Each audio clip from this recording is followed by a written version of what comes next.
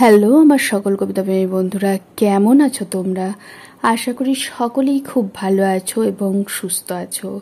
সকলের জন্য রইল আমার এক আকাশ ভালোবাসা। আজ আর কোনো পয়েম না, আজ একটি রিসাইটেল, বিশ্বকবি রবীন্দ্রনাথ ঠাকুরের লেখা অপমানিত। হেমর দুর্ভাগা দেশ, যাদের করেছ অপমান, অপমানে হতে হবে তাহাদের সবার সমান। মানুষের অধিকারে বঞ্চিত করেছ যারে, সম্মুখে দাঁড়ায় রেখে তবু কোলে দাও নাই স্থান। অপমানে হতে হবে তাহাদের সবার সমান। মানুষের পরশেরে প্রতিদিন ঠেকাইয়া দূরে, ঘৃণা করিয়াছ তুমি মানুষের প্রাণের ঠাকুরে। বিধাতার রুদ্ররোষে দুর্ভিক্ষের দ্বারে বসে, ভাগ করে খেতে হবে সকলের সাথে অন্নপান। অপমানে হতে হবে তাহাদের সবার সমান। তোমার আসন হতে যেথায় তাদের দিলে ঠেলে, সেথায় শক্তিরে তব নির্বাসন দিলে অবহেলে।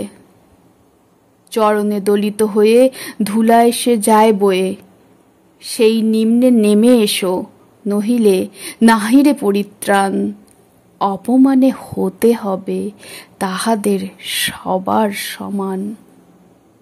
যারে তুমি নিচে ফেলো সে তোমারে বাঁধিবে যে নিচে, পশ্চাতে রেখেছ যারে সে তোমারে পশ্চাতে টানিছে। অজ্ঞানের অন্ধকারে আড়ালে ঢাকিছ যারে, তোমার মঙ্গল ঢাকি গড়িছে সে ঘোর ব্যবধান। অপমানে হতে হবে তাহাদের সবার সমান। শতেক শতাব্দী ধরে নামে শিরে অসম্মান ভাব, মানুষের নারায়ণে তবুও করোনা নমস্কার।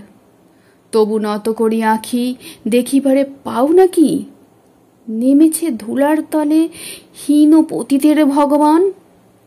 অপমানে হতে হবে তাহাদের সবার সমান।